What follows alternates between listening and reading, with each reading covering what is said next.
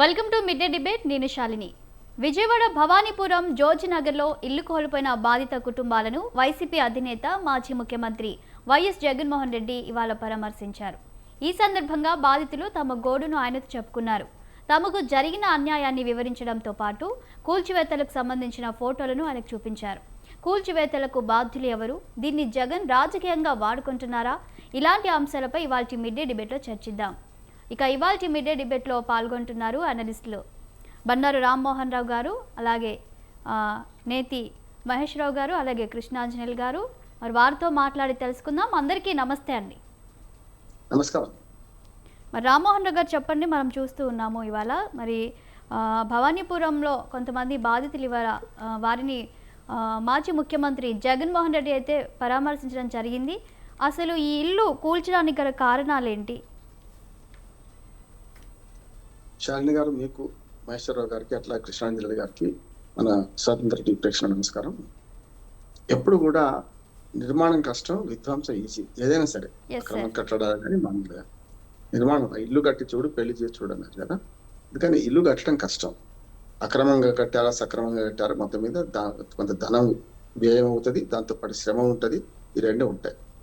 ఎప్పుడైతే ప్రభుత్వాలు వాటిని కూల్చే ముందు కొంచెం ఆలోచించాలంటున్నాడు. ఏ ప్రభుత్వం అయినా సరే, కూటమి ప్రభుత్వం ఉండొచ్చు, అంతమంది దాకా వైసీపీ ఉండొచ్చు.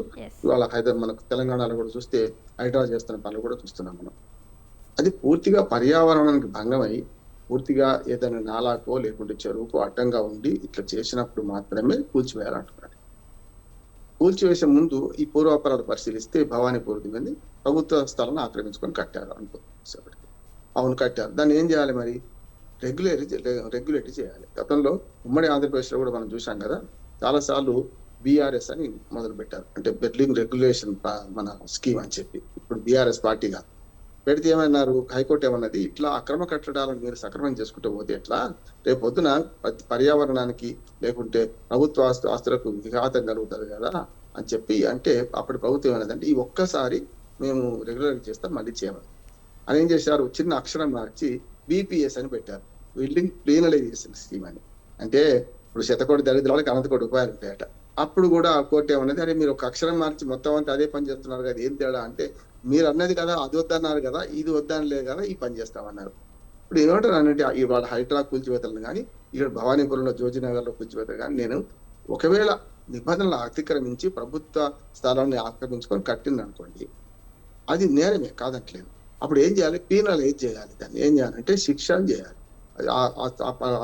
నిబంధనల నిర్మాణం అలాగే ఉంచి ఆ నిర్మాణాలకు అవసరమైన డబ్బు కానీ ఆ భూమికి అవసరమైన డబ్బు తీసుకోవాలి. అట్లా చేసుకుంటూ పోతే అందరూ అక్రమ నిర్మాణాలు చేస్తారు కదా అని ఒకటి వస్తుంది, కాదట్లేదు నేను. కానీ ఏం చేయాలి, మొట్టమొదలు ఈ అక్రమ నిర్మాణాలకు అనుమతించిన అధికారులు ఏం చేస్తున్నారు, వాళ్ళు ఒక్కరిని కూడా వదిలేస్తలేరు కదా. హైడ్రా విషయంలో తెలంగాణలో కానీ ఆంధ్రప్రదేశ్లో ఇప్పుడు ఈ విషయంలో కానీ ఆ భవనాలు ఒకే నాడు నిర్మాణం కాలే కదా. రోమనగరం ఒకటే నాడు నిర్మాణం అయింది, కాలేదు. ఎట్లానో చాలా నగరాలు ఒకే నాడు నిర్మాణంగా ఎట్లాగావో ఈ భవనాలు కూడా అట్లా ఒకే నాడు మొలుచుకొచ్చిన భూముల నుంచి మొలుచుకురాలి, మొక్కలాగా కదా. మొక్క కూడా టైం పడుతుంది, 3 రోజులు నానితే కానీ మొక్క మొలవదు. అటువంటిది మరి ఇన్ని రోజులు నిర్మాణం జరుగుతుంటే ఈ ప్రభుత్వం ఏం చేసింది, చేతులుడు కూర్చుందా? పోనీ గత ప్రభుత్వంలో చేసిన అనుకోండి, గత ప్రభుత్వంలో అధికారులు ఉన్నారు కదా. ప్రభుత్వాలు శాశ్వతం, పార్టీలు శాశ్వతం కాదు. ఒకనాడు కూటమి ప్రభుత్వం, మళ్ళీ మధ్యన వైసీపీ ప్రభుత్వం, ఇవాళ మళ్ళీ కూటమి ప్రభుత్వం వచ్చింది. ఆనాడు వైసీపీ ప్రభుత్వంలో జరిగిన నేరం కనుక మేము మాత్రమే కూల్చుకుంటూ పోతామంటే కరెక్ట్ కాదంటున్నాను. పేదల బతుకులు ఉన్నాయి, పేదల ఆవాసాలు, అవి మంచో చెడ్డో మధ్య తరగతితో పేదల ఆవాసాలు ఉన్నాయి, వాటిని కూల్చుకుంటూ పోవడం సరైనది కాదంటున్నాడు. పూర్వాపారాలు విచారించాలి, గతంలో ఏం జరిగిందో చూడాలి. ఎవరైతే అధికారులు ఉన్నారో వాళ్ళని నిర్దాక్షిణ్యంగా మన పదవి నుంచి తొలగించాలి, వాళ్ళ మీద ఫైన్ వసూలు చేయాలి. ఇది నిర్మాణం ఇట్లా ఉంటే పర్యావరణానికి కానీ ఇతరత్ర భంగం అనుకున్నప్పుడు వాళ్ళకే ప్రభుత్వ రేటుకు అమ్మే ప్రయత్నం చేయాలి. అట్లా అని ఒకేసారికి మాత్రం మళ్ళా మాత్రం లాభం లేకుండా మళ్ళీ చేస్తే మాత్రం బాగుండదని చెప్పాలి. మళ్ళీ అటువంటి అక్రమ నిర్మాణాలు రాకుండా ఇప్పటి నుంచి అన్న జాగ్రత్తగా ఉండాలి. ఇది కాదు చేయాల్సింది. అందుకని ఇప్పుడు జగన్మోహన్ రెడ్డి గారు దాన్ని వాడుకుంటున్నారంటే, ప్రతిపక్షం కదా వాడుకుంటది. ప్రతిపక్షం ఎప్పుడు కూడా అధికార పక్షం చేసే దుర్మార్గాలను అడ్డుకునే ప్రయత్నం చేస్తుంది, సన్మార్గమైన అడ్డుకునే ప్రయత్నం చేస్తుంది. విధానాల పరంగా వాళ్ళు మంచి అయినా సరే ప్రతిపక్షం దాన్ని అడ్డుకునే ప్రయత్నం చేస్తుంది. ప్రజలు గమనిస్తారు, ప్రజలు నిర్ణయిస్తారు, ప్రజలు ఎవరిని ఎక్కడ కూర్చున్నట్టు తెలుస్తుంది. కానీ ఇక్కడికి వచ్చాకల్లా ఆయన ఓదార్పు యాత్ర మొదలుపెట్టిండ్రు. ఎక్కడ కష్టాలున్నా జగన్మోహన్ రెడ్డి గారి మొదటి నుంచి కూడా జగన్మోహన్ రెడ్డి గారు ఏంటంటే మేరా బాబు మర్ గయా అని 10 ఏళ్ళు తిరిగిండు. 2009 నుంచి అదే రాజశేఖర గారు చనిపోయినప్పటి నుంచి 10 ఏళ్ళు తిరిగితే తప్ప సానుభూతి రాలేదు. ఈ ఒక్క ఛాన్స్ అంటే ఒకసారి ఇచ్చారు. ఆ విధ్వంసం మంచిదో చెడ్డో చూశారు. మళ్ళీ తర్వాత ఆయన తిరస్కరించి కారుగాల్చి వాత పెట్టారు. 11 సీట్లకు పరిమితం చేశారు. ఇవాళ ప్రతిపక్షంలో కూర్చోబెట్టారు. ఆయన తిరుగుతున్నాడంటే ఒక కారణం ఉంటే తిరుగుతున్నాడు కదా. మీరు ఆ ఇళ్లను కూలగొట్టారు. ఆ ఇల్లు పేదలకు ఇవ్వాల్సిన ఇల్లు, లేకపోతే ఎవరైతే ఉన్నారో వాళ్ళకు దక్కాల్సిన ఇల్లు అని నేను అంటున్నాను. అది చేసుకోకుండా అది విడిచిపెట్టి ఇవాళ కూలగొట్టిన తర్వాత ఆయన విమర్శిస్తున్నాడని చెప్పి మమ్మల్ని విమర్శించడానికి హక్కు లేదు అంటే కరెక్ట్ కాదు. దీన్ని ఒక రకంగా చెప్పాలంటే ఒక కమిషన్ వేయాలి. ఈ నిర్మాణాలు ఎట్లా కట్టారు, ఎందుకు కూలగొట్టాల్సి వచ్చింది, ఒక శ్వేతపత్రం ప్రకటించమని ప్రభుత్వాన్ని. కనుక చేసిన తప్పో ఒప్పో దాన్ని సమర్థించుకోవడానికి కూడా ఒక లెక్క ఉండాలి. పద్యానికి పారేసే పైసకు కూడా లెక్క ఉండాలి. కనుక ఈ నిర్మాణాలను కూలగొట్టిన దాని మీద ఒక సమగ్ర విచారణ జరపాలి. నిజమా కాదా, ఏం జరిగింది, ఎట్లా జరిగింది, నిజంగానే తొందరపాటుతో అధికారులు కూలగొట్టారా, లేదా అంతకు ముందు పర్మిషన్లు ఇచ్చిన అధికారులు కానీ కరెంట్ కనెక్షన్ ఉంటది, నల్ల కనెక్షన్ ఉంటది, అన్ని ఉంటాయి. ఇవాళ ప్రభుత్వ భూముల్లో కట్టిందని ఒకే ఒక నేపథ్యం కూలగొట్టడం కంటే వాళ్ళకి అమ్మేస్తే బాగుండేది. ఇది జరిగింది. దాని ఇప్పుడు నేను అన్న సూచన కూడా పనికిరాదు ఇప్పుడు, ఎందుకంటే అయిపోయింది కనుక. ఇక ముందుకు ఇట్లాంటి జరిగినప్పుడు మాత్రం దాని పూర్వాపారాలు పరిశీలించి కూల్చివేయడం పరిష్కారం కాదు అని ప్రభుత్వాలు తెలుసుకుంటే మంచిది అంటున్నాడు. రైట్. అలాగే మరి మహేశ్వరరావు గారు మీరేమంటారు? శ్రీలక్ష్మి రామ కోఆపరేటివ్ సొసైటీ వాళ్ళు మరి కేసు వేయడంతో హైకోర్టు కూల్చివేయాలనే ఆదేశాలతో ఇటు పోలీసులు అలాగే రెవెన్యూ డిపార్ట్మెంటు అక్కడ కూల్చివేతలు అంటే వీళ్ళు వెళ్ళి మరి సుప్రీంకోర్టు నుంచి స్టే తెచ్చుకునే లోపు ఇదంతా జరిగించేశారు. దీని వెనుక రాజకీయ కుట్ర కూడా ఉంది అనే ఆరోపణలు వస్తున్నాయి. మరి దీన్ని ఎలా చూస్తున్నారు? దీనిపై మీరేమంటారు? ఇక్కడ మనం చూడాల్సింది ముఖ్యంగా ఇది అవినీతి తాలూకా క్యాన్సర్ ఫలితం. ఇది ఇక్కడ పర్మిషన్స్ ఎలా ఇచ్చారు అంటే ఆ డిస్ప్యూట్ ఉన్న ల్యాండ్ పర్మిషన్స్ ఎవరు ఇచ్చారు, డిస్ప్యూట్ ఉన్న ల్యాండ్ మీద కట్టిన బిల్డర్ ఎవరు, సో వీళ్ళు తెలియక అమాయకం కొన్న వీళ్ళు ఎందుకు బాధ్యులు అవ్వాలి? ఇప్పుడు వచ్చిన జగన్మోహన్ రెడ్డి మాట్లాడి లేదా చంద్రబాబు నాయుడు మాట్లాడి వీళ్ళిద్దరు రాజకీయం చేసిన వీళ్ళిద్దరు క్యాన్సర్ కి అటు ఇటు పిల్లలే. వీళ్ళిద్దరు తేడా ఏం లేదు. జనరల్ గా మేము మా భాషలో కూడా చెప్తాను, రాయి ఏదైతే చంపేయటానికి కానీ ఈ రాయితే చంపుదామా ఆ రాయితే చంప వీళ్ళిద్దరు ఒకటే. ఇప్పుడు వీళ్ళిద్దరు నిజంగానే దీని మీద చిత్తశుద్ధి ఉంటే ఈ రాజకీయం వదిలేసి దీని పుట్టుపూర్వత్రాల మీదకి వెళ్ళండి. ఎవడైతే అధికారులు పర్మిషన్ ఇచ్చారో వాళ్ళ దగ్గర నుంచి నష్టాన్ని కాంపన్సేషన్ ని రికవర్ చేయండి. ఎవరైతే బిల్డరు ఇలా డిస్ప్యూట్ ఉన్న దాని మీద కట్టి అమ్మాడో వాళ్ళ మీద మొత్తం రెండు రెట్లు పెనాల్టీ అయింది. ఇప్పుడు 40 ప్లాట్లు 40 వచ్చి ఒక్కదానికి 50 లక్షలు ఉన్నా 20 కోట్లు అంటే 40 కోట్లు పెనాల్టీ అయింది వాళ్ళ మీద. దెబ్బకి ఇట్లాంటి ఒక ఇన్సిడెంట్ జరిగితే బిల్డర్ కానీ ఈ అధికారులు కానీ ఆలోచిస్తారు. ఏవి ఉండవు, ఊరకు రాగానే 100 మంది 200 మంది అడావుడి, ఈయన పోగానే మళ్ళీ ఆయన ఈ డిస్కషను డిబేట్లు మొత్తం మీద వచ్చాక ఏంటంటే సమిధులు అవుతా ఉంది పేదోడే, సమిధులు అవుతా ఉంది మధ్యతరగతోడే. అవినీతి క్యాన్సర్ని ఎదుర్కోవాలి, మెయిన్ అవినీతి క్యాన్సర్ మీద పడాలి. అధికారి ఎవరైతే ఉన్నారో ఇంకొకసారి ఇట్లాంటి ఫిక్స్ పర్మిషన్ ఇస్తే జీవితం పోద్దన్న భయం రావాలి.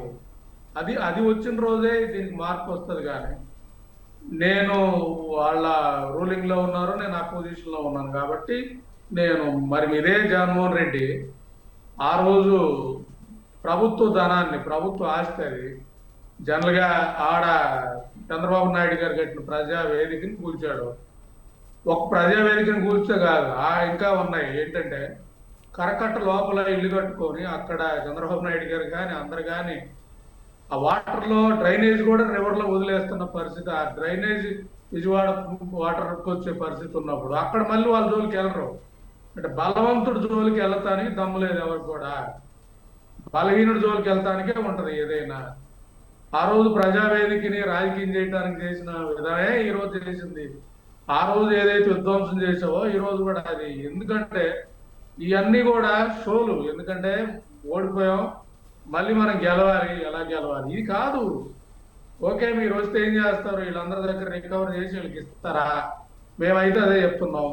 మేము ఆమ్ ఆద్మీ పార్టీ కానీ అధికారంకి వస్తే ఈ అవినీతి అధికారులు ఆస్తులు జప్తు చేస్తాం, అలాగే ఆ బిల్డర్ తాలూకా అతను ఆస్తి జప్తు చేస్తాం, దాని నుంచి వీళ్ళకి రికవర్ చేస్తాం. ఇది మేము చెప్పే నినాదం. ఇది చెప్పే పరిస్థితి, ఇది చెప్పే దమ్ముందా? ఓరకై రాజకీయాల పరంగా విమర్శించుకోవడం ఇవన్నీ కాకుండా ఇంకా ఇదే ఈ ప్రభుత్వాన్ని నేను అడుగుతా ఉంది. ఈ 40 ఇళ్ళు కాబట్టి వీళ్ళని కూల్చేశారు. మరి అదే కరకట్ట కింద ప్రకృతి వైద్యశాల అని ఒక బిల్డింగ్ అక్కడ, అలాగే గోకరాజు గంగరాజు, అలాగే పాతూరు నాగభూషణం, చంద్రబాబు నాయుడు, ఈ మొత్తం ఇస్కాన్ వాళ్ళందరూ కూడా ఆ రివర్ కింద కట్టేసి కబ్జా చేసి కట్టేసిన పరిస్థితి. వాటిల్లో టచ్ చేసే దమ్ముందా అని అడుగుతున్నా. ఎందుకంటే ఈ అధికారులు ఇంత భారతీయుడి మాదిరిగా ప్రభుత్వ ఆస్తులు లేదా మేము చట్టాన్ని పాటిస్తామన్నంటే, ముందు ఈ అధికారులు ఇప్పుడు ఎగ్జిక్యూట్ చేసిన అధికారి ఇతనికి ఎంత ముట్టిందో ఇతను కానీ విచారణ చేస్తే తీగలు మొత్తం బయటకు వచ్చే పరిస్థితి ఉంటది. అంటే 24 గంటలు అవినీతి, పడగొడటానికి అవినీతి. ఇప్పుడు ఇక్కడ ఉంది ఇంచుమించు అది పెద్ద 200-300 కోట్ల ల్యాండ్ అంటున్నారు. దాంట్లో పర్సంటేజ్ ఇచ్చేస్తే కమిషన్లు, పోలీసులు మొత్తం దగ్గరుండి చేయించే విధానం. అంటే వీళ్ళు ఎవరు పనిచేస్తున్నారు? మొత్తం వ్యవస్థ పనిచేస్తా ఉంది, డబ్బు కోసం పనిచేస్తున్న విధానానికి ఇది ఉదాహరణ. ఇక్కడ మారాల్సింది ప్రజలే. ఈరోజు టీడీపీ అధికారం ఉంది కాబట్టి జగన్మోహన్ రెడ్డి ఓదార్పు యాత్ర చేయగానే జగన్మోహన్ రెడ్డి వైపు, అలాగే మళ్ళీ జగన్మోహన్ రెడ్డి అధికారంలో ఉండి ప్రజావేదికలు చేయగానే టీడీపీ ఓదార్పు చేయగానే టీడీపీ వైపు. ఇది కాదు కదా. సో మీ సమస్యకి క్యాన్సర్ పరిష్కారం దొరకాలి కదా, ప్రజల్లో చైతన్యం రావాలి. అది వస్తే అప్పుడే ఈరోజు నేను చెప్పదలుచుకుంటున్నాను అవినీతి క్యాన్సర్. ఈరోజు చాలా మంది నాకే సంబంధం లేదు వాళ్ళకి, రేపు మీ దగ్గరకు కూడా వస్తుంది. మొన్న కర్నూలులో బస్సు ఉంది. ఆ బస్సులో ఒక ఫ్యామిలీ, ఆ లేడీ ఎవరైతే ఉన్నారో పిల్లల్ని కప్పి పనుకుంది పాపం. అంటే ఎవరైనా వచ్చి తీసుకెళ్తారని. అక్కడ కూడా అవినీతే కదా. అవినీతి అధికారులు పర్మిషన్ ఇస్తేనే కదా. మోని అవినీతి అధికారి ఎవడన్న దానికి ఫిట్నెస్ చెక్ చేసినోడికి ఏమైనా చర్యలు తీసుకునే పరిస్థితి ఉందా? పొద్దుగోలు చర్చ జరుగుతూ ఉంటది, అయిపోతా ఉంటది, డిస్కషన్ అయిపోతా ఉంటది. మళ్ళీ ఆయన వస్తాడు, ఈయన వస్తాడు, ఊరేగింపు, మళ్ళీ మన 2 సైడ్ల మీడియాలు, భజనలు, డిబేట్లు, చర్చలు, పులిహోర. మొత్తం రాష్ట్రం అంతా ఇదే పరిస్థితి. ఇది చెత్త రాజకీయం ఆంధ్రప్రదేశ్ లో. దీన్ని నేను జనరల్గా ఇంత భాష వాడటానికి రీజన్ కూడా, ఇక్కడ విక్టిమ్స్ వీళ్ళు ప్రజలే. తప్పు చేసినోడు దర్జాగా ఉంటున్నాడు. ఇదే జరుగుతున్న పరిస్థితి. కాబట్టి దీని మీద ముఖ్యంగా అక్కడ ఆ 40 ఇళ్ళు వాళ్ళు ఈ పార్టీలన్నిటిని బాయ్కాట్ చేసి వాళ్ళు కూర్చోవాలి. అవినీతి క్యాన్సర్ వల్ల ఇది జరిగింది. ఈ పర్మిషన్ ఇచ్చిన అధికారులను, అలాగే దీని తాలూకు ఇప్పుడు కమిషనర్ విచక్షణ లేకుండా కూల్చేసిన కమిషనర్ మీద పడాలి, దానికి సహకరించిన పోలీస్ వ్యవస్థ మీద పడాలి, వీళ్ళ వెనక బాసుల మీద పడాలి. ఇప్పుడే మనం వెళ్ళే విధానం ఉంటుంది. కాబట్టి అలా వెళ్ళాలనేది నేను వాళ్ళతో మనం మాట్లాడాను. కుదిరితే వాళ్ళు కానీ ఏమన్నా ఆలోచన పరిధిగా పెరిగితే వాళ్ళతో కూర్చొని దీన్ని ఎలా ఇక్కడతో ఈ క్యాన్సర్ మీద ఎట్లా మనం పోరాడాలనే దాని మీద ముందుకెళ్తాం అనేది ఆమ్ ఆద్మీ పార్టీగా చెప్పదలుచుకున్నాం. రైట్. ఇక కృష్ణాంజనేయులు గారి దగ్గరికి వెళ్లే ముందు కృష్ణాంజనేయులు గారు మీరు చెప్పండి సార్. మనం ఇప్పుడు చూస్తున్నాము ఈ జోజిపురంలో ఏవైతే 42 ఇళ్ల నిర్మాణాలను కూల్చివేశారో, ఇది ముందుగా ఒక ముస్లిం వాళ్ళ ప్రాపర్టీ. ఆ రోజుల్లో ఒక వైసీపీలో ఉన్న వాళ్ళు టీడీపీలోకి వచ్చే టైంలో అగ్రిమెంట్ చేసుకున్నారు, రిజిస్ట్రేషన్ అవ్వలేదు ఆ టైంలో. ఆ తర్వాత అదే ముస్లిం వాళ్ళు వేరే వాళ్ళకి అమ్మడం, వాళ్ళు ఇప్పుడున్న బాధితులకు అమ్మడం, వీళ్ళు అక్కడ షెడ్యూల్ వేసుకోవడం, ఆ తర్వాత కొంతమంది G+ ఇల్లులు కట్టుకోవడం, ఇదంతా జరిగిపోయింది. ఒక 20-25 ఇయర్స్ తర్వాత ఇప్పుడు శ్రీ లక్ష్మీ రామ కోఆపరేటివ్ సొసైటీ వాళ్ళు ఇప్పుడు కేసు వేశారు. హైకోర్టు ఆదేశించింది. ఇటు పోలీస్ డిపార్ట్మెంట్, అటు రెవెన్యూ డిపార్ట్మెంట్ మరి వెంటనే కూల్చివేయడం జరిగింది. అక్కడ సుప్రీంకోర్టు స్టే ఇచ్చేలోపే వీళ్ళు ఇక్కడ మొత్తంగా కూల్చివేతలు జరిగాయి. అక్కడ ఉన్నటువంటి ఎమ్మెల్యేకి చెప్పినా కూడా పట్టించుకోలేదు అని మనం వింటూ ఉన్నాం, మనకున్న సమాచారం. ఇంతకీ మరి కూల్చివేతల్లో ప్రభుత్వ ప్రమేయం ఉందా లేదా అనుకోవాలా? నమస్తే అండి, ప్యానల్ మెంబర్స్ అందరికి కూడా నమస్కారం. ఇది ప్రైవేటు వ్యక్తులకి, అదేవిధంగా ఈ ఇళ్లకు సంబంధించినటువంటి వాళ్ళ మధ్య ఉన్నటువంటి లీగల్కి సంబంధించినటువంటి డిస్ప్యూట్. దీంట్లో ప్రభుత్వ ప్రమేయం లేదు, ప్రభుత్వ పాత్ర కూడా లేదు. 42 మంది 20 సంవత్సరాలకు పైగా వాళ్ళు అక్కడ స్థలాలు కొనుగోలు చేసుకొని ఆ తర్వాత ఇళ్ల నిర్మాణం చేసుకొని అక్కడే ఉంటారు. అయితే దీనికి సంబంధించినటువంటి విషయంలో ఎవరైతే ఈ ల్యాండ్ మాది అని కొంతమంది వ్యక్తులు సొసైటీ ద్వారాగా అది మా దాన్ని వీళ్ళు నకిలీ డాక్యుమెంట్ల ద్వారాగా కొంతమంది అమ్మారు అనేటువంటి దాని మీద వాళ్ళు కోర్టుకు వెళ్ళటం, కోర్టు ఈ ఉన్నటువంటి ఆక్రమణల మొత్తం ఆక్రమణల కింద ఉంటుంది కాబట్టి వాళ్ళ వాళ్ళ స్థలం కింద కోర్టు భావించింది. ఎవరైతే సొసైటీ వాళ్ళు కోర్టుకు వెళ్ళినటువంటి వాళ్ళు ఉన్నారో వాళ్ళ స్థలం కింద భావించింది కోర్టు. భావించిన నేపథ్యంలో మరి అక్రమంగా అమ్మినటువంటి వాళ్ళు, అక్రమంగా నిర్మించుకున్నటువంటి వాళ్ళు ఈ ఇళ్లను తొలగించండి అని, అదేవిధంగా ఈ ఇళ్ల తొలగింపుకు సంబంధించినటువంటి విషయంలో పోలీసు శాఖ భద్రత కల్పించాలి అనేటువంటి అంశం మీద కోర్టు ఆదేశాలు జారీ చేసింది. ఆ కోర్టు ఆదేశాల మేరకు ఆంధ్రప్రదేశ్ పోలీసులు సహకరించటము, అదేవిధంగా ఇక్కడ ఉన్నటువంటి కోర్టు ఉత్తర్వుల మేరకు ఉన్నటువంటి 42 ఇళ్లను కూల్చివేయటం అనేటువంటి జరిగింది. అయితే దీని మీద ఇప్పుడు బాధితులుగా చెప్పబడేటువంటి 42 కుటుంబాలకు సంబంధించినటువంటి వాళ్ళు సుప్రీంకోర్టుకు వెళ్ళారు. ఈ కోర్టులో వచ్చినటువంటి తీర్పుని ఛాలెంజ్ చేస్తూ.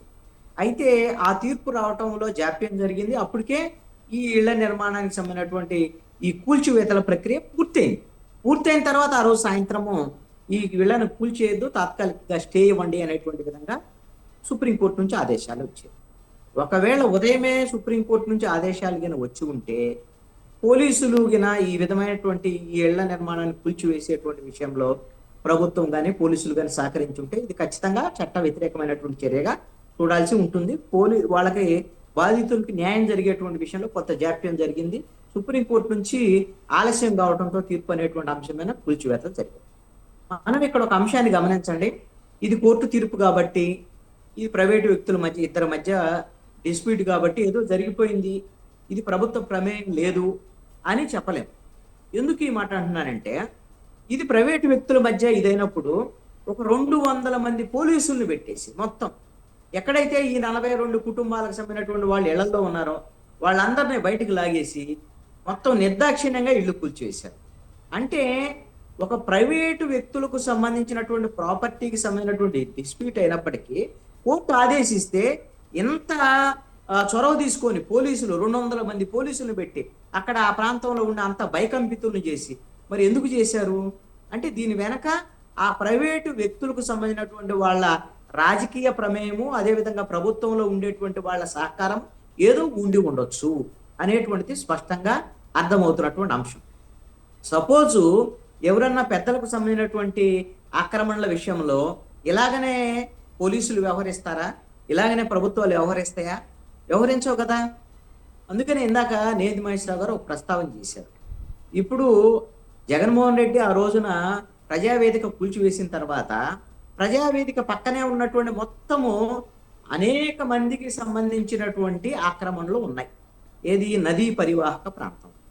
మరి ఆ నదీ పరివాహక ప్రాంతంలో ఉన్నాయన్నీ కూడా ఖచ్చితంగా నిబంధనలకు విరుద్ధంగా నిర్మించినటువంటివే. మరి వాటి అన్నిటిని ఆయన కూల్చేశాడా? కూల్చేయాలి.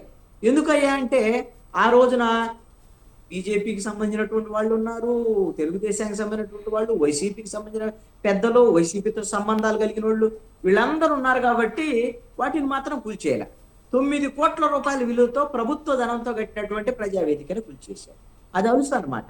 ఎందుకు? చంద్రబాబు నాయుడు ఇంటి పక్కనే ఉంది, చంద్రబాబు నాయుడు కట్టించాడు కాబట్టి నేను కూల్చేశానని చెప్పడానికి దాన్ని అంతే ఉంచాడు. దాన్ని కనీసం ఆ శిథిలాలను కూడా తీసేయకుండా చంద్రబాబు నాయుడు ఇంటి పక్కనే ఆ శిథిలాలన్నీ ఉండటం వల్ల పాములు చేరుతాయి, అన్ని చేరుతాయి. ఇప్పుడు వీళ్ళు కూడా తీసేయట్లేదు. ఎందుకంటే జగన్మోహన్ రెడ్డి వ్యవహార శైలి ఎలా ఉందని చెప్పడానికి వీళ్ళు కూడా తీసేయట్లేదు. ఇక్కడ మనం కీలకమైనటువంటి అంశానికి సంబంధించినటువంటి విషయంలో ప్రైవేటు వ్యక్తులైనా సరే వాళ్ళకి రాజకీయ పరమైనటువంటి అండదండలు ఉంటే వాళ్ళు ఈ విధంగా తమకు అనుకూలంగా ఈ తీర్పులను కానీ ఇవన్నీ అమలు చేసేటువంటి పరిస్థితులు ఉంటున్నాయి అనేటువంటిది ఖచ్చితంగా కనపడుతున్నటువంటి అంశం. రెండవది ప్రధానమైనటువంటి చర్చ కరప్షన్కి సంబంధించినటువంటి అంశంలో ఖచ్చితంగా చర్చ జరగాల్సిందే.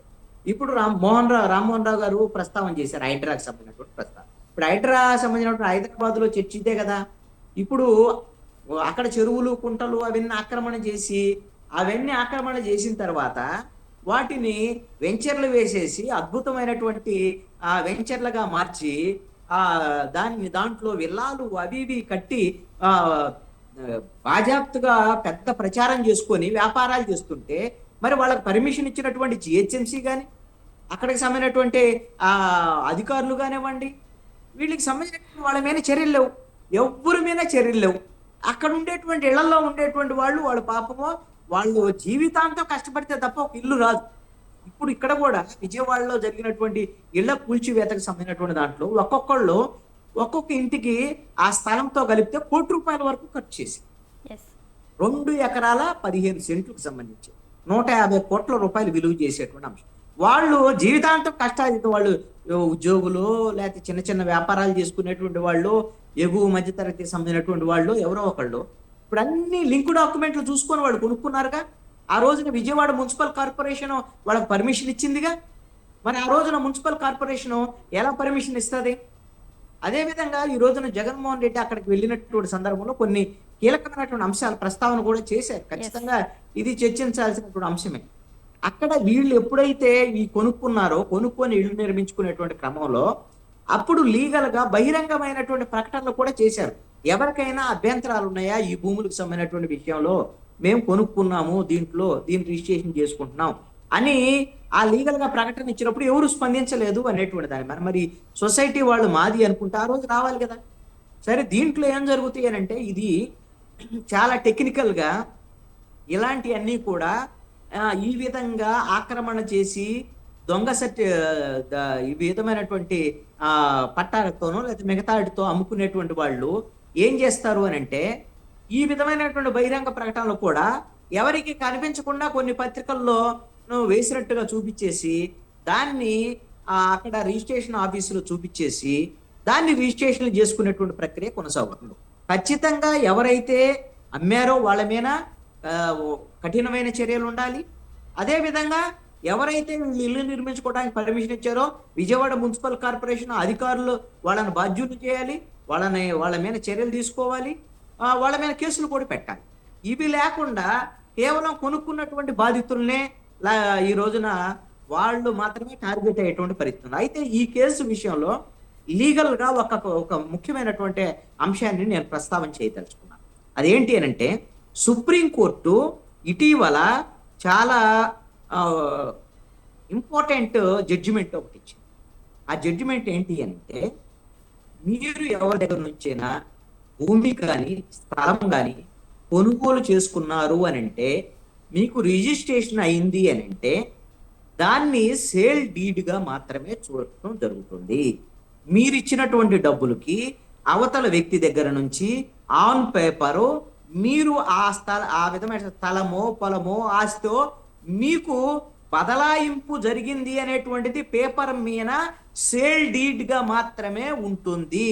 అది మీ ఆస్తి కావాలి అని అంటే, అది మీ పొలమో లేకపోతే ఇంకోటి కావాలి అని అంటే దానికి సంబంధించి మొత్తము ఎక్కడైతే టైటిల్ డీడ్ అంటారు, టైటిల్ కి సంబంధించినటువంటి అంశాలు అది రెవెన్యూ రికార్డుల్లో కానివ్వండి, మిగతా భూ రికార్డుల్లో కానివ్వండి, ఎక్కడైనా సరే అన్ని చోట్ల ఆ రికార్డుల్లో మీకు అబ్బినటువంటి వ్యక్తి పేరు ఉందా లేదా, ఉంటే ఆ పేరుతో అతను మీకు రిజిస్ట్రేషన్ చేయడంతో పాటుగా మీ పేరు ఆయా రెవెన్యూ రికార్డుల్లోనూ టైటిల్ డీడ్కి సంబంధించినటువంటి దాంట్లో కూడా మీ పేరు వచ్చేటువంటి విధంగా చూసుకోవాలి. లేదు అని అంటే మీ పేపర్లో సేల్ డీడ్ మీకుంటది, వేరే వ్యక్తి పేరుతోనేమో ఫసిలీనో లేకపోతే ఇంకొకటో ఎంఆర్ఓ ఆఫీసులో ఆన్ రికార్డ్ ఇంకొకళ్ళు ఉంటారు, అదేవిధంగా ఇంకొకళ్ళు దాని మీద భూమి శిస్తు కడుతూ ఉంటారు. ఇలా ఉంటే ఆ ఆస్తి మీకు ఎట్టి పరిస్థితిలో కూడా వచ్చేదానికి అవకాశం లేదు, మీరు హక్కుదారులుగా కూడా మారలేరు. కోర్టుకు వచ్చినా సరే మీ సేల్ డీడ్ మాత్రమే, ఇది అతని దగ్గర నుంచి మీరు కొన్న పేపర్ మాత్రమే, అతని దగ్గర నుంచి మీకు బదలాయినటువంటి ఏది కొనుగో అమ్మకానికి సంబంధించినటువంటి అంశం మాత్రమే ఆ పేపర్, అంతే తప్ప ఆస్తి నీకు బదలాయించినట్టు కాదు. అదన్నీ రికార్డులన్నీ చూసుకొని, అంటే దీనికి లింక్ డాక్యుమెంట్ అంట. ఈ లింక్ డాక్యుమెంట్లకు సంబంధించినటువంటి చూసుకోవటం, అదేవిధంగా ఆ ప్రభుత్వ రికార్డుల్లో ఎవరి పేరుంది, దానికి శిస్తు ఎవరు కడుతున్నారు, ఇవన్నీ కూడా మీ పేరు మీద మారినప్పుడు మాత్రమే మీ ఆస్తి అవుతుంది అని తాజాగా సుప్రీంకోర్టు తీర్పు ఇచ్చింది.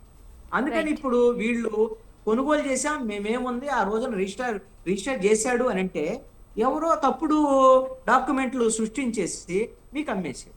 రిజిస్టార్కి ఏముంటది, రిజిస్టార్ ఆన్ పేపర్ ఆయనకి ఏం కనిపిస్తే అదే చేస్తాడు. రిజిస్ట్రార్ తప్పు అంటానికి కూడా ఇక్కడ లేదు సుప్రీంకోర్టు తీర్పు ప్రకారంగా. మీరు చేయాల్సినటువంటి పని ఏంది? అసలు దీనికి లింక్ డాక్యుమెంట్ లేదు. ఎలా వచ్చింది వీళ్ళకి? పూర్వపు ఆస్తి ఎవరి దగ్గర నుంచి కొన్నారు? కొంటే వాళ్ళు ఎవరి దగ్గర నుంచి కొన్నారు? వాళ్ళ సంబంధించినటువంటి పేర్లు, ఎవరి పేర్లు, భూ రికార్డులు ప్రభుత్వానికి సంబంధించినటువంటి దాంట్లో ఉన్నాయి. ఇవన్నీ చూసుకొని కొనుగోలు చెయ్యాలి అని సుప్రీంకోర్టు చెప్తుంది. లేదు అంటే ఇప్పుడు ఈ రోజున విజయవాడలో 42 మంది వాళ్ళ జీవితాలు, వాళ్ళ కుటుంబాలు ఎలాగైతే వీధిన పడ్డాయో అదే తరహాలో ఎవరైనా సరే ఇలాగా ముందు చూపు లేకుండా ఇళ్ల స్థలాలు కానీ, పొలాలు కానీ, ఆస్తి కానీ కొనుగోలు చేస్తే ఇలాంటి ఇబ్బంది ఎదుర్కోవాల్సి వస్తుంది అనేటువంటిది సుప్రీంకోర్టు తాజా తీర్పు యొక్క ఉదాహరణ. అయితే ఈ విషయంలో వైఎస్ఆర్ కాంగ్రెస్ పార్టీ ప్రతిపక్షంలో ఉంది కాబట్టి ఖచ్చితంగా వాళ్ళు ఇది అవకాశం రాజకీయంగా ఉపయోగించుకుంటారు. దీన్ని ఖచ్చితంగా బాధితుల తరపున మేము ఉంటామని జగన్మోహన్ రెడ్డి చెప్పాడు. జగన్మోహన్ రెడ్డి ఏం చెబుతున్నాడు? ఇప్పుడు వీళ్ళకి న్యాయం జరిగేదానికన్నా కూడా ఆయన ఏం చెబుతున్నాడు? మళ్ళీ మేము అధికారంలోకి వచ్చినప్పుడు వీళ్ళందరికీ కూడా ఏదో చేస్తారని చెప్తున్నాడు. వాళ్ళ అధికారం వచ్చేది ఎప్పుడు? ఈ ప్రభుత్వానికి సంబంధించినటువంటి దాంట్లో జరిగినటువంటి పరిణామాల మీద పోరాటంలో ఏం సహకరిస్తారు జగన్మోహన్ రెడ్డి అనేది చూడాల్సినటువంటి అవసరం ఉంది. అదే విధంగా ప్రభుత్వానికి కూడా బాధ్యత ఉంది. ఈ విధంగా 42 మందికి సంబంధించినటువంటి వాళ్ళు బాధితులుగా ఉన్నారు. ఎవరైతే ప్రైవేటు వ్యక్తికి అండగా 200 మంది పోలీసులు వెళ్ళి ఎందుకు ఇళ్లని కూల్చివేయాల్సి వచ్చింది హడావుడిగా అనేటువంటి అంశం చెప్పాలి. అదే విధంగా మున్సిపల్ కార్పొరేషన్ అధికారులు ఏ విధంగా వాళ్ళకు పర్మిషన్ ఇచ్చారు ఇళ్ల నిర్మాణానికి, అది ఎప్పుడైనా ప్రభుత్వమైనా కానీ ఇప్పుడు ప్రభుత్వం ఖచ్చితంగా బాధ్యత వహించాల్సిందే. ఇవన్నీ కూడా ప్రభుత్వం క్లారిఫికేషన్ ఇవ్వకపోతే పేదల ఇళ్లు కూల్చినటువంటి ప్రభుత్వంగా ఈ ప్రభుత్వానికి చెడ్డ పేరు వచ్చేదానికి అవకాశం. రైట్. రామ్మోహన్ రావు గారు మీరేమంటారు సార్? మరి హైకోర్టు ఆదేశాలు ఇచ్చింది, ఇటు పోలీస్ డిపార్ట్మెంటు అటు రెవెన్యూ డిపార్ట్మెంట్ అయితే కూల్చేశారు. కానీ మరి హైకోర్టు వాళ్ళకి భద్రత పరంగా ఏమైనా ఆదేశాలు ఇచ్చిందా? మరి ఇప్పుడు వాళ్ళు ఎక్కడికి వెళ్ళాలి, ఎక్కడ ఉండాలి అని? ఇందులో ఇది ప్రైవేటు స్థలమైనా కూడా ఒకవేళ ప్రభుత్వ ప్రమేయం లేకపోయినా బాధితులు ఆల్రెడీ 3 సార్లు సీఎం చంద్రబాబుకి, 2 సార్లు మంత్రి నారా లోకేష్కి వినతులు ఇచ్చినా కూడా ప్రభుత్వం నుంచి ఎలాంటి స్పందన లేదు. ఎందుకని అంటే దీని వెనుక ప్రభుత్వంలో ఉన్నటువంటి అక్కడ లోకల్గా ఉన్నటువంటి టీడీపీ నేతల కుట్ర ఉంది అనే ఆరోపణలు కూడా వస్తున్నాయి. దీన్ని ఎలా చూడాలంటారు? చాలిని గారు ప్రతి ఒక్క కృష్ణాంజలి గారు చివరిగా కీలకమైన వ్యాఖ్యలు చేశారు. దాంతో ఏకీవిస్తున్నాను. ఎందుకంటే ఇప్పుడు ఇదే తీర్పు కనుక అంటే హైకోర్టు ఏమో కూల్చివేయమని ఇచ్చింది తీర్పు, అది వాళ్ళ స్థలం, సొసైటీ స్థలం కూల్చివేయమని ఇచ్చింది. కానీ సుప్రీంకోర్టు ఆదేశాలు వచ్చేలోగా ఈ అత్యుత్సాహంతో అధికారులు, ఆ పోలీసుల సహకారంతో ఆ సొసైటీ సభ్యులు ఎవరైతే ఉన్నారో తీర్పు తమకు అనుకూలంగా వచ్చిన వాళ్ళు ఎవరున్నారో వాళ్ళు ఇన్ఫ్లుయెన్స్ చేసి మొత్తం ప్రభుత్వాన్ని ఇన్ఫ్లుయెన్స్ చేసి ₹1,00,00,000 మన అవినీతి కూడా జరిగింది. అందులో ఇంతకుముందు మహేశ్వరరావు గారు అన్నట్టు ఆ తర్వాతనే పోలీసులు 200 మంది వచ్చారు. ఇదే పేదవాడికి పట్ల ఒకవేళ ఒక కోర్టు ఆర్డర్ ఉంటే 200 మంది పోలీసులు నిలుపుతారా? వీళ్ళు ఏదైనా ఒక పెద్దవాడికి వ్యతిరేకంగా, ఒక పెద్ద ఫార్ముకు వ్యతిరేకంగా, పెద్ద కంపెనీకి వ్యతిరేకంగా, పెద్ద రాజకీయ నాయకులకు వ్యతిరేకంగా ఒక పేదవాడు కోర్టులో విజయం సాధించారు అనుకోండి, ఇదే తీర్పు హైకోర్టు ద్వారా వాళ్ళకి వచ్చింది అనుకోండి, వాళ్ళ పట్ల ఇట్లాగే ఉంటారా, వాళ్ళకి సహకరిస్తారా ఈ పోలీసులు అనేది సంశయాత్మకం. కానీ రాజకీయ కోణం కూడా ఉంది. అట్లాగే నేను న్యాయవాదిగా 2 విషయాలు చెప్తున్నాను. ఏంటంటే ఇప్పుడు సుప్రీంకోర్టు తీర్పు గురించి ప్రస్తావించారు కనుక అది ఎప్పుడు అయినా ఉన్నది, ఇప్పుడు కాదు. సుప్రీంకోర్టు మళ్ళీ ఒకసారి ధృవీకరించింది. ఎప్పుడు సేల్ డీడ్ అంటే ఆస్తి మార్పిడి జరిగింది అనడానికి ఒక ఆధారం మాత్రమే, అది ఉన్నదా రుజువు లేదా. కానీ ఇప్పుడు కొత్తగా ఆధునిక కాలంలో చాలా చట్టాలు వచ్చినాయి. ఏంటంటే మీరు రిజిస్ట్రేషన్ చేసేటప్పుడే చాలా వరకు నిబంధనలు పాటించి చేయాలి. ఇప్పుడు ఇక్కడ కూల్చివేత ఇళ్లలో నేను ఒక కొత్త విషయం కనుక్కుంది ఏంటంటే చాలా మంది బ్యాంకు లోన్లు తీసుకున్నారు. బ్యాంకు లోన్ తీసుకున్నంటే ఏంటన్నట్టు ఆల్రెడీ 30 సంవత్సరాల రికార్డులని పరిశీలించడానికి బ్యాంకు వాళ్ళు లోన్ ఇస్తారు. అంటే మాలాంటి అడ్వకేట్లు అన్నా అక్కడ తప్పు చేయాలి, ఏది ఇవ్వచ్చు లోన్ అని. ఇప్పుడు లీగల్ ఒపీనియన్ ఇస్తాను నేను. లీగల్ ఒపీనియన్ ఏం చేస్తాను, 30 ఏళ్ళ రికార్డు పరిశీలించి ఇది కరెక్టా కాదా, లోన్ ఇస్తే మనకి రికవర్ అయ్యే అవకాశం ఉంది, ఇందులో చిక్కులు లేవు, ఈ భూమికి ఎలాంటి చిక్కులు లేవు అన్నప్పుడు మాత్రమే ప్రభుత్వం మన బ్యాంకులు లోన్లు ఇస్తాయి. కానీ లోన్లు ఇచ్చినట్టు ఏమన్నట్టు ఆల్మోస్ట్ ఆల్ చిక్కులు లేవన్నట్టే కదా. మరి పేపర్ ప్రకటన వారు అన్నది చాలా వాస్తవం. కృష్ణాంజలి గారు, మేము జర్నలిస్ట్ గా, అడ్వకేట్ గా కొన్ని విషయాలు చెప్తాను. ఏంటంటే అది వాస్తవం, చాలా చిన్న పత్రిక, ఏదో అసలు అది ప్రింట్ కాని పత్రిక, అడ్వర్టైజ్మెంట్ల కోసమే ఆ ఒక్కరోజు ప్రింట్ అయ్యే పత్రికలో వేస్తాం. వేసి ఏం చేస్తాం, అది పబ్లిక్ నోటీస్ అని అంటాం, అది ఎవరు చూడరు. దాన్ని మళ్ళీ కోర్టులో ఛాలెంజ్ చేసినప్పుడు చూసినామా ఇచ్చినామా అని అంటాం, అది కేవలం చూపించుకోవడానికి. కానీ ఒక్కనాడు నిర్మాణాలు కాలే కదా ఇవి. ఆ సొసైటీ కేసు వేసింది, నిర్మాణం అవుతున్నాక కేసు వేసిందా, నిర్మాణం జరిగినాక కేసు వేసిందా, హైకోర్టు కూడా పరిశీలించాలి కదా. నువ్వు నిర్మాణం జరిగినాక వాళ్ళు కేసు వేసిన అనుకోండి ఎవరైతే సొసైటీ సభ్యులు, అప్పుడు ఏం చేయాల్సి ఉండే అంటే నిర్మాణం జరిగేదాకా మీరు నిద్రపోతున్నారా అని అడిగి వాళ్ళు మందలించాలి. నిర్మాణం జరగకముందే కేసు వేస్తే కోర్టు డిలే. అంటే ఏంది? న్యాయం సకాలంలో అందకపోతే అందనట్టే లెక్క, న్యాయం నిరాకరించినట్టే లెక్క అని ఒక ప్రావర్బ్ ఉంది. ఇది కూడా అంటున్నాను నేను. ఒకవేళ హైకోర్టు తీర్పు ఇచ్చేటప్పుడే కూల్చివేయమని ఎందుకు ఇచ్చింది? అది స్వాధీనం చేసుకోవడానికి అవకాశం ఉండాలి అనే మాట అంటే వేరుగా ఉంటుండే కదా అంటున్నాను. ఇంకోటి సుప్రీంకోర్టు తీర్పు కూడా సుప్రీంకోర్టు తీర్పు ఆలస్యం కాదు, ఒక గంటల్లో వచ్చింది. పోనీ సుప్రీంకోర్టులో కేసు పెండింగ్ ఉంది అంటే నమ్మలేదంటే వేరు. సుప్రీంకోర్టులో కేసు పెండింగ్ లో ఉన్నప్పుడు దీని మీదనే ఇప్పుడు ఈ ఆర్డర్ మీద, హైకోర్టు ఇచ్చిన ఆర్డర్ మీద అక్కడ సుప్రీంకోర్టుకు పోయినప్పుడు అది చూపిస్తే పోలీసులు ఆగాలి కదా. ఎందుకంటే కోర్టులో పరిధిలో పెండింగ్ లో ఉంది కదా. మరి ఆగకుండా చేశారంటే ఏంటి? సుప్రీంకోర్టు ఏ తీర్పు రాకముందే వీళ్ళు కూరగొడతామని డిసైడ్ చేసుకున్నారు. దానికి ప్రభుత్వ అండదండ లేకుండా, ప్రభుత్వ పెద్దల అండదండ లేకుండా నడవలేదు ఇది. ఒకవేళ నిజంగానే నడిచింది అనుకోండి, అట్లా ఆర్డర్ సాయంత్రానికి వచ్చేసింది కదా. పోనీ నెలల తరబడి అయింది, కూల్చివేసిన తర్వాత నెలకు వచ్చింది ఆర్డర్ అంటే అది కూడా పాటించలేదు అనుకుందాం. కానీ ఆ సాయంత్రానికి వచ్చింది కదా. మేము సుప్రీంకోర్టులో ఉన్నా వీళ్ళు తీర్పు వస్తున్నది, ఇది వచ్చేదాకా ఆగండి అని బాధితులు మొరబెట్టుకుంటే కూడా ఎందుకు ఆగలేదు వీళ్ళందరూ కూడా? చూస్తున్నాం మన టీవీ వీడియో సాక్షిగా పాప వాళ్ళు అరుస్తున్నారు, మొత్తుకుంటున్నారు, అయ్యా మా కూలగొట్టకండి, సుప్రీంకోర్టులో పెండింగ్ లో ఉంది, ఇవాళ రేపు ఆర్డర్ వస్తుంది, రాగానే మేము చూపిస్తాం, దయచేసి వాళ్ళు కూల్చకండి అంటే అంత నిర్దాక్షిణ్యంగా వచ్చి కూల్చేశారు కదా. అంతకంటే మొత్తం ఈ అవినీతి కారణం ఏంటంటే పర్మిషన్లు ఇచ్చి ముందు పెడితే బ్యాంకు లోన్లు దొరికినాయి, పర్మిషన్లు ఇచ్చారు, ఆ తర్వాత నిర్మాణాలు జరిగినాయి, ఏళ్ల తరబడి నిర్మాణాలు జరిగినాయి, ఆ తర్వాత వాళ్ళు స్వాధీనంలో ఉన్నారు, వాళ్ళు ఆల్రెడీ పొజిషన్ లో ఉన్నారు. ఎప్పుడు కూడా కోర్టు ఇంకోటి కూడా చెప్తుంది, ఎప్పుడైనా లోన్ ఉంటే వాళ్ళ వృత్తిపరమైన మన పరికరాలను మనకు వేలం వేయొద్దని. ఒక బ్యాంకు లోన్ తీసుకున్న వ్యవసాయదారుడు ఇంటి తలుపులు వీకడానికి వీల్లేదు, వ్యవసాయదారునికి నాగలి కానీ ఎడ్లు కానీ మనకు వేలం వేయడానికి వీల్లేదు. అది ఉన్నది లెక్క, వాడి బతుకు తెరువు కదా, అది పోతే మనం పరికరం పోతుంది కదా. ఓ కుమ్మరాయని పెడితే సారిని వేలం వేయడానికి వీల్లేదు ఉన్నది. అట్లా ఇక్కడికి వచ్చేందంటే నివాసం ఉంటున్న భవనాలను ఖాళీ చేయించడానికి నోటీసులు ఇవ్వాలి మొదలు. ఎవరిను మన వాళ్ళని తొలగించడానికి నోటీసులు ఇవ్వాల్సింది, అది ఇవ్వలే కదా. అంటే ఆల్ ఆఫ్ మీద పడేసేసి మొత్తం అంతా ఖాళీ చేసి చెంబు తపాల బయటపడించి, పిల్లల పుస్తకాల కాడి నుంచి బయటపడించి ఇల్లు కూల్చడం అంటే ఎంత దుర్మార్గం. అంటే దీని వెనుక చాలా పెద్ద తతంగా నడిచింది. ప్రభుత్వ పెద్దల హస్తం లేకుండా జరగలేదు. మొత్తం మీద ఇల్లు కూల్చేశారు, కొంప కూల్చిన వాడికి మరి ఏం జరుగుతుందో తెలియదు. కానీ లీగల్ గా మాత్రం నా ఉద్దేశం ఏంటంటే సుప్రీంకోర్టు ఆర్డర్ ఇప్పుడు ఎట్లా ఇంప్లిమెంట్ చేస్తారు చెప్పండి. సుప్రీంకోర్టు ఏమన్నది? ఈ స్టేటస్ కో ఇచ్చింది, ఉన్నట్టే ఉండమన్నది. తర్వాత కేసు సంగతి తేలిచ్చేది. ఇప్పుడు ఆ జరిగిన నష్టానికి ఎవడు బాధ్యత వహించాలి? అందుకని రాజకీయంగా జగన్మోహన్ రెడ్డి కాదు, రేపు ఆమ్ ఆద్మీ పార్టీ కూడా వాడుకుంటుంది. పేదలకు అన్యాయం జరుగుతుంది, పోతుంది అనుకోండి, పోతే ఎలా అంటున్నాను. గత చేతి బంధనమే కదా, అయిపోయిందాక తర్వాత చేతులు కాదాక ఆకులు పట్టడమే కదా. అందుకని ఇటువంటి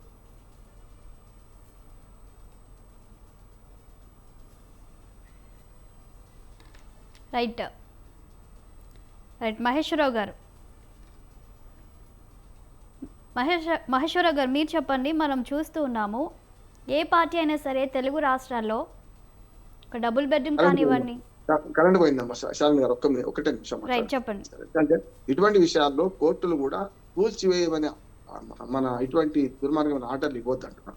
సాధ్యమంత వరకు వాళ్ళ సొసైటీ భూమి తేలినప్పుడు ఏం చేయాలి? ఆ సొసైటీ భూమికి అవును కనుక వాళ్ళకి స్వాధీనం చేయండి, వీళ్ళు కాపురాలు ఉంటున్నారు కనుక వీళ్ళ పట్ల మానవీయ దృక్పథంతో ఆలోచించిన వీళ్ళు ఖాళీ చేసేదాకా మీకు నోటీసులు ఇస్తాం, ఖాళీ చేయండి.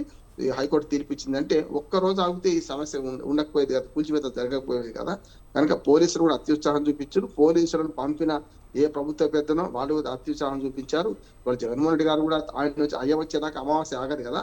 ఇప్పుడు వీళ్ళకి చేయాల్సిన పని ఏంటంటే ఈ ప్రభుత్వమే, ఇప్పుడు ప్రభుత్వంలో ఉన్న వాళ్ళు నిర్ణయం తీసుకోవచ్చు, ఈ ప్రభుత్వమే కోట్ల రూపాయలు పెట్టుకుని ఇల్లు కట్టుకున్న వాళ్ళకి పరిహారం చెల్లించాలి. మంచి చెడ్డ జరిగిందని సుప్రీంకోర్టు తీర్పును గౌరవించాలి. ఆ ఇళ్లను అక్కడ కాకుండా కోర్టు తీర్పు రానియండి, మరి సుప్రీంకోర్టు కూడా ఆ భూమి వారదా వీరిదా అని. ఒకవేళ వీరిదే అని వచ్చింది అనుకోండి, అప్పుడు ఏం చేస్తారు? కూల్చివేతలకు ఎవడు పరిహారం ఇవ్వాలి? చూసినా మొన్న ఆయేషా మీద కేసులో సత్యంబాబు జైల్లో ఉంటే ఇప్పుడు నిర్దోషిగా బయటపడ్డాడు. ఏమైంది? ఆయన ఈ 14 ఏళ్ళు జైల్లో ఉన్నదానికి ఎవడు పరిహారం ఇవ్వాలి? ఒక వ్యక్తి స్వేచ్ఛను అరికట్టడానికి ఎవడు ఇవ్వాలి పరిహారం? ఇది అంతే అంటున్నాను. ఒక ఇల్లు కూల్చివేసిన పాపం ఎవరిది అంటున్నాను, ఈ పాపానికి బాధ్యులు ఎవరు అంటున్నాను. కోర్టు తీర్పు ఇవ్వచ్చు, అంత ఆగమేఘాల మీద నిమిషాల్లో గంటల్లో కూల్చివేయాల్సిన అవసరం లేకుండే ఈ లోపు రిలీఫ్ వచ్చింది. ఆ రిలీఫ్ ను రాకముందే కూల్చివేయడం జరిగింది. కనుక ఈ ప్రభుత్వమే ఈ ఇళ్ల నిర్మాణాల కూల్చివేతలకు బాధ్యత వహించాలి. ఆ బాధ్యతలు న్యాయం చేయాలని మనం డిమాండ్ చేద్దాం. రైట్ మహేశ్వర గారు, మీరేమంటారు? ఏ పార్టీ అయినా అధికారంలో ఉన్నా కూడా తెలుగు రాష్ట్రాల్లో డబుల్ బెడ్రూమ్ విషయంలో కానివ్వండి, ఇటు జగనన్న గృహ నిర్మాణ పథకం, అటు టీడీపీ నుంచి డ్వాక్రా మహిళల పథకం ఇలా ఉన్నాయి. అంటే ఇల్లు ఇవ్వాలి, ఇది ఒక పథకం. వీళ్ళు ఒక సామాన్య ప్రజలకి ఒక ఇల్లు ఇవ్వాలంటే ఒక 5 ఏళ్ళు పడుతుంది. అది కూల్చడం అంటే అర నిమిషంలో కూల్చేస్తారు. దీన్ని ఎలా చూడాలంటారు? అసలు రాష్ట్ర అభివృద్ధి అంటే ఏంటి? సామాన్యులకి ప్రభుత్వాలు కానివ్వండి, ప్రతిపక్షంలో కానివ్వండి ఏం న్యాయం చేస్తున్నారు అనుకోవచ్చు. మన మంగళగిరిలో కూడా మరి ఇప్పటం రహదారుల విస్తరణ కోసం ఇప్పటం గ్రామంలో కూడా చాలామంది ఇల్లులను కూల్చివేసింది వైసీపీ ప్రభుత్వం. ఇక్కడ మనం చూడాల్సింది, ఇప్పుడు సుజనా చౌదరి గారు వెళ్ళి నేను మీకు అండగా ఉన్నానని మాట్లాడుతున్నారు. అంటే ప్రతిపక్షంగా మేము మాట్లాడే భాష ఆయన మాట్లాడుతున్నాడు. మీకు ఒక చిన్న ఎగ్జాంపుల్ చెప్తాను. మా కందుకూరులో కోర్టు ఆర్డర్ ఇచ్చింది, అంకమ్మగూడ దగ్గర ఈ కన్స్ట్రక్షన్ చేయకూడదని ఆర్డర్ ఇచ్చింది. కోర్టు ఆర్డర్ పెట్టి అక్కడ ఉన్నా, ఆ కోర్టు ఆర్డర్కి వ్యతిరేకంగా అక్కడ పోలీసులు, అక్కడ మొత్తం పార్టీ టీడీపీ వాళ్ళు దగ్గరుండి కట్టించి ఓపెన్ చేశాడు. ఎమ్మెల్యే దగ్గరుండి కట్టించి ఓపెన్ చేశాడు. దాన్ని ఆపటానికి వెళ్ళిన మా మాజీ ఎమ్మెల్యే శివరాం గారిని, ఆయనకి ఏదన్నా సపోర్ట్కి వస్తారని అందరినీ భయపెట్టి ఆయనకి సపోర్ట్ ఎలనీయకుండా ఆయన ఒక్కడనే కూర్చోబెట్టాడు. చెట్టు కింద కూర్చున్నాడు ఆయన ఒక్కడు, పెద్ద ఆయన. అంటే వ్యవస్థ ఎంత దుర్మార్గంగా పనిచేస్తుందంటే, ఒక ఎమ్మెల్యే కనుసన్నల్లోనే అన్ని పనిచేస్తున్నాయి. రెవెన్యూ అధికారులు పనిచేస్తుంది ఎమ్మెల్యే కన్సర్న్లోనే, పోలీస్ వ్యవస్థ పనిచేస్తుంది కన్సర్న్లోనే. ఈ మొత్తం కుట్రలో సుజనా చౌదరి పాత్రే మెయిన్. ఈ మొత్తం కుట్రలో కేసినేని చిన్ని పాత్రే మెయిన్. ఎందుకంటే అతను ఎంపీ, ఇతను ఎమ్మెల్యే.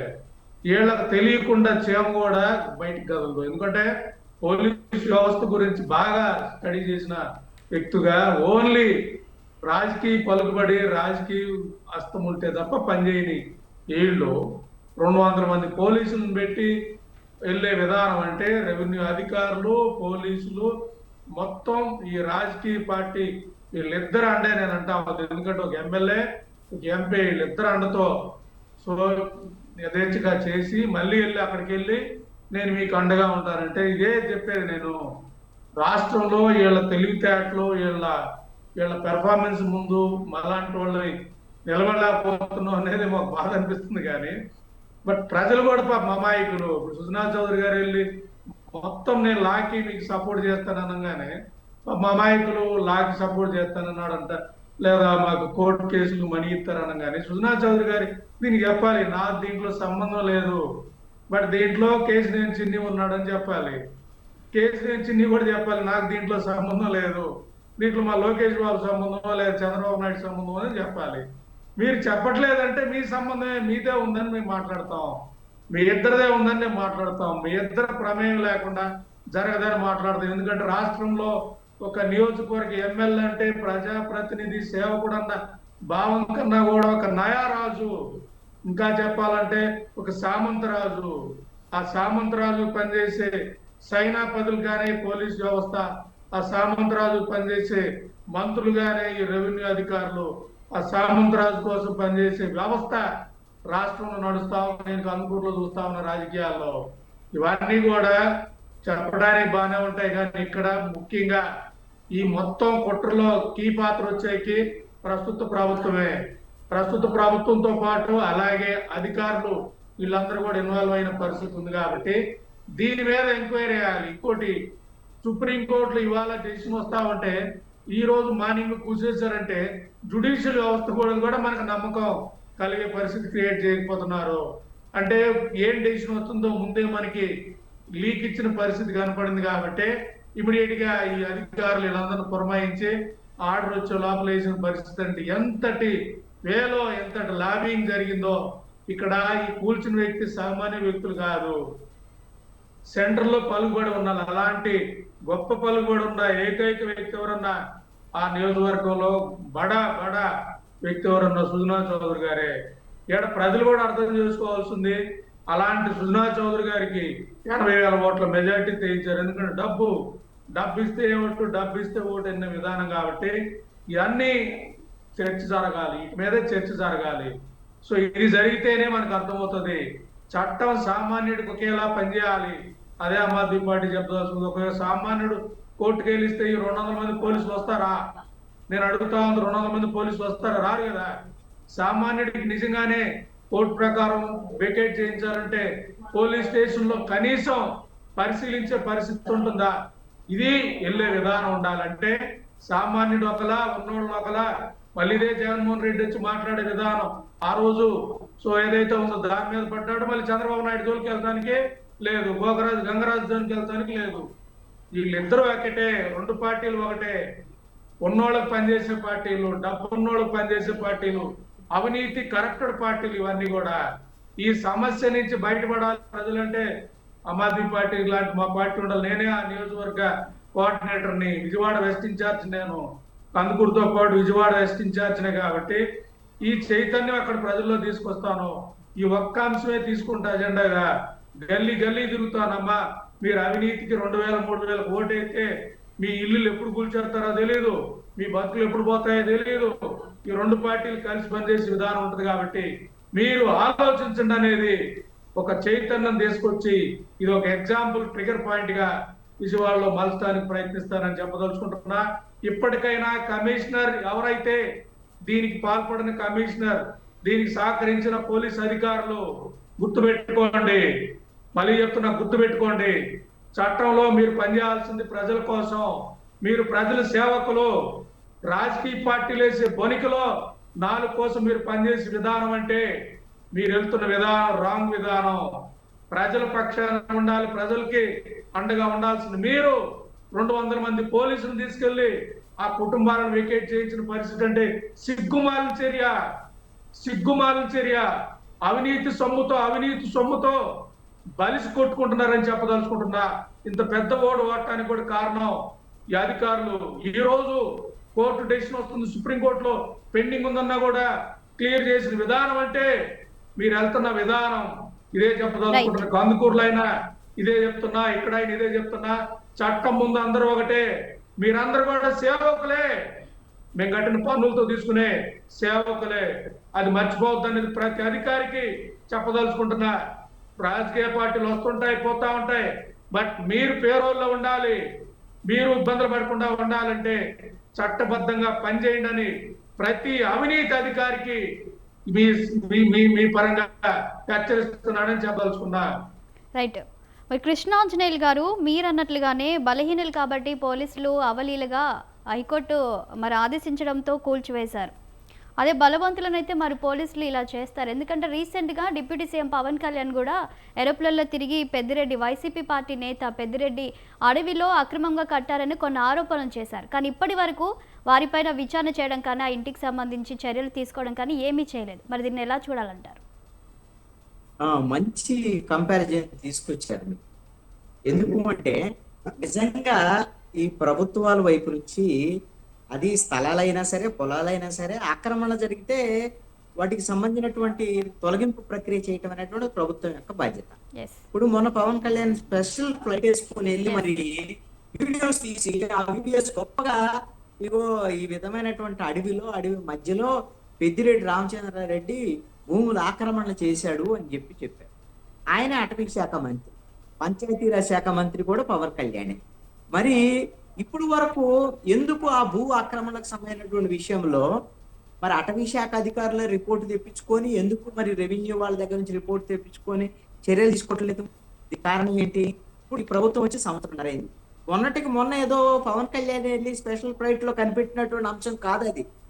ఈ ప్రభుత్వం అధికారంలోకి 2024 జూన్లో వస్తే అదే ఏడాది జూలైలో మదనపల్లికి సంబంధించినటువంటి సబ్ కలెక్టర్ కార్యాలయంలో ఫైళ్లు దక్కడం జరిగింది. ఆ ఫైళ్లు దక్కడం వెనక పెద్దిరెడ్డి రామచంద్రారెడ్డి రెవెన్యూకి సంబంధించినటువంటి భూ కుంభకోణాలు, వ్యవహారం ఇవన్నీ ఉన్నాయని చెప్పేసి ఏకంగా డీజీపీని పంపించారు అక్కడికి. అదే విధంగా సిఐడి చీఫ్ను కూడా పంపించారు. ఆ కేసు కూడా దర్యాప్తు జరుగుతుంది. దీని మీద ముఖ్యమంత్రి చంద్రబాబు నాయుడు రివ్యూ చేశాడు.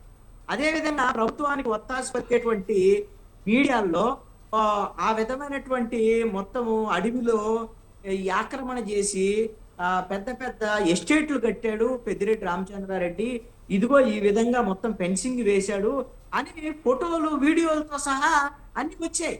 ఇప్పుడు 1.5 సంవత్సరం అయింది. అంటే కేవలము అంటే పెద్దిరెడ్డి రామచంద్రారెడ్డి జోలికైతే మాత్రం ఈ ప్రభుత్వం పోలేదా?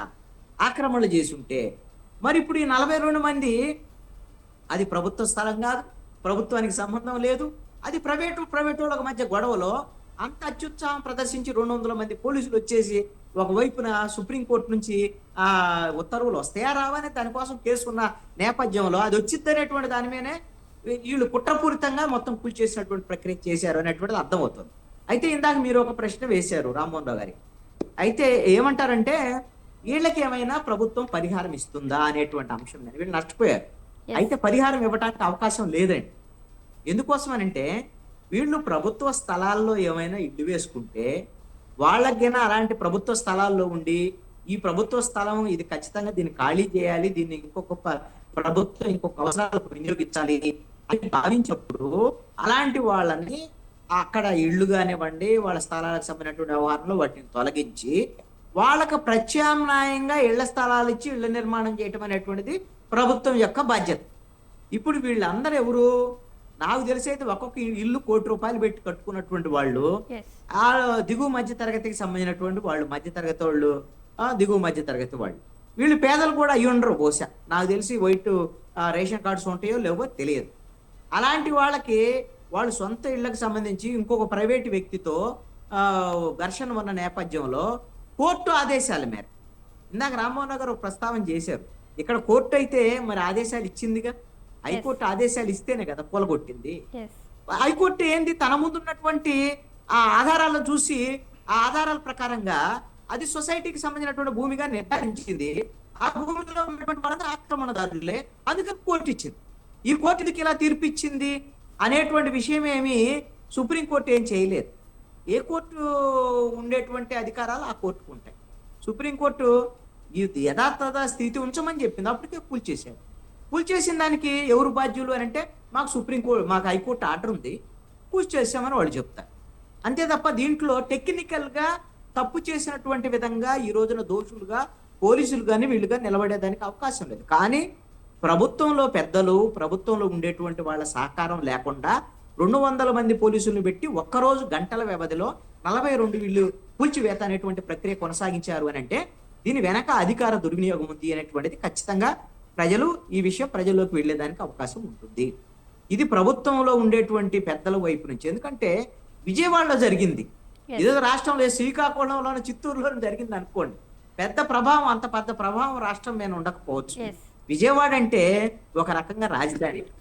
మరి రాజధాని నగరంలోనే ఇలాగా ఇద్దరు ప్రైవేటు వాళ్ళకి సంబంధించినటువంటి విషయంలో అన్యాయంగా 42 కుటుంబాలను వీధులు పడేటువంటి విధంగా ప్రభుత్వంలో ఉండేటువంటి అండదండలతో, రాజకీయ నాయకుల అండదండలతో ఇలాగా అధికార యంత్రాంగం అధికార దుర్వినియోగానికి పాల్పడింది అని అంటే మరి ఇది ఎంత మేరకు సమంజసం? ప్రభుత్వం దీనికి బాధ్యత వహించాలి అక్కర్లేదా? ఎందుకు ప్రభుత్వంలో ఉండేటువంటి వాళ్ళు మాట్లాడటం లేదు? ఈ మాట్లాడకపోతే మాత్రం ప్రభుత్వానికి అంటే అధికార పక్షానికి ఖచ్చితంగా నష్టమే. ఇందాక మీరు ఒక ప్రస్తావన చేశారు, ఇప్పడంలో కూడా ఇదే తరహాలో అప్పుడు జగన్మోహన్ రెడ్డి ఉన్నప్పుడు ఇల్లు కూల్చేశారండి. అప్పుడు ఇల్లు కూల్చివేత జరగలేదండి. పవన్ కళ్యాణ్ వెళ్ళాడు అక్కడికి, రోడ్డు విస్తరణలో భాగంగా కొంతమంది ఇళ్ల ముందు ఉన్నటువంటి ప్రహరీ గోడల్ని కూల్చివేయటం అనేటువంటిది జరిగింది, అంతే తప్ప ఇళ్ళు కూల్చివేత జరగలేదు. పాక్షికంగా కొంతమంది ఇళ్ళు దెబ్బతిని ఉండొచ్చు, అది కూడా కోర్టు ఆదేశాల మేరకే జరిగింది. ఆ తర్వాత కోర్టు ఎవరైతే పిటిషన్ వేశారో వాళ్ళు ఇల్లు కూలిపోయినాయి అవి ఇవన్నీ ప్రచారం చేసేటువంటి విధంగా పిటిషన్లు వేసినటువంటి వాళ్ళు ఉన్నారు, వాళ్ళకి పనిష్మెంట్ పెనాల్టీ కూడా వేసింది కోర్టు. కాబట్టి ఆయా ప్రభుత్వాల వైపు నుంచి చేసేటువంటి ప్రక్రియలో నిష్పక్షపాతంగా వ్యవహరించాల్సినటువంటి బాధ్యత అయితే ఉంటుంది. ఇప్పుడు విజయవాడలో జరిగినటువంటి ఈ ఇళ్ల కూల్చివేతలో మాత్రం అధికార దుర్వినియోగం ఉంది. అప్పుడు ఇళ్ల నిర్మాణానికి అధికారులు ఏదైనా పర్మిషన్ ఇచ్చినటువంటి వాళ్ళు బాధ్యులు, ఇప్పుడు హడావుడిగా కూల్చివేసినటువంటి వాళ్ళు కూడా బాధ్యుతే. దీనికి పోలీస్ శాఖ కూడా ఖచ్చితంగా బాధ్యత వహించాల్సి ఉంటుంది. ఎంపీ ఎమ్మెల్యేలు ఖచ్చితంగా వాళ్ళు బాధ్యత వహించాలి. వాళ్ళు మాట్లాడుతున్నారు, మాట్లాడేటువంటి మాటల్ని ఎంత మేరకు నమ్ముతారు ప్రజలు అనేటువంటిది మనము అర్థం చేసుకోవాలి. రైట్, చివరిగా మరి రామ్మోహన్ రావు గారు మీరేమంటారు సార్ దీనిపైన? ప్రభుత్వాలు పార్టీలు మారుతున్నాయి, ప్రభుత్వాలు మాత్రం కంటిన్యూ అవుతున్నాయి. దీనిలో దొంగ చీకటి ఒకటైనట్టు ఇంతకుముందు మహేశ్వర గారు అన్నట్టు 2 పార్టీలలో కూడా దోపిడీ అదే కొనసాగుతుంది. ఆంధ్రప్రదేశ్లో రాష్ట్రంలో జరుగుతున్న విధ్వంసం ఏమిటంటే శాలిని గారు, ఇప్పుడు ఎవరైనా చెప్పంటే ల్యాండ్, మైను, శాండు, వైను ఇవన్నీ వరుసగా అన్ని కుంభకోణాలు జరుగుతున్నాయి. ఇంకా గట్టిగా మాట్లాడితే చంద్రబాబు నాయుడు గారు కొంచెం గట్టిగా కూర్చుంటుండే కనుక వీళ్ళు ఏం చేస్తున్నారంటే, మేము పార్టీ అధికారంలో ఉంది, మేము ఏం చేసినా కూడా మా నాయకుడు ఊరుకోడు, ఇప్పటికీ చురకాలు అంటిస్తున్నాడు, కనుక మీతో మేము కలుస్తాం, ఎట్లా అవినీతి మార్గం మీకు అంటింది కదా, మీరే కంటిన్యూ చేయండి ఆ లిక్కర్ కానీ ఈ కుంభకోణాలండి, మాకు మా వాటా ఇస్తే చాలు అంటున్నారు. అందుకని ఇవాళ మాఫియా ఏం నడుస్తుందంటే ఎమ్మెల్యే రాజ్ అట్లాగే ఎంపీ రాజు నడుస్తున్నారు అంటున్నారు. ఇవాళ అధికారంలో ఎవరుంటే వాళ్ళు ఈ కుంభకోణాలు జరుపుతున్నారు, వాళ్ళ సహకారం తీసుకుంటున్నారు.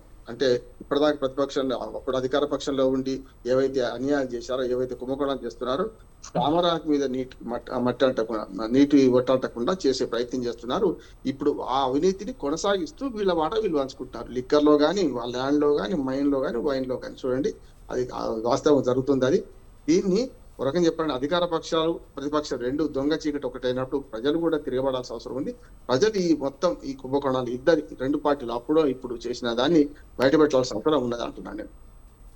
రైట్, మరి థ్యాంక్ యూ సార్. ఇవాళ మిడ్ డే డిబేట్లో పాల్గొన్నటువంటి కృష్ణాంజనేయులు గారికి, అలాగే మహేశ్వరరావు గారికి, అలాగే రామ్మోహన్ రావు గారికి అందరికీ కూడా థ్యాంక్ యూ అండి. ఇది వాళ్ళ మిడ్ డే డిబేట్. మరి చూస్తూనే ఉండండి స్వతంత్ర న్యూస్.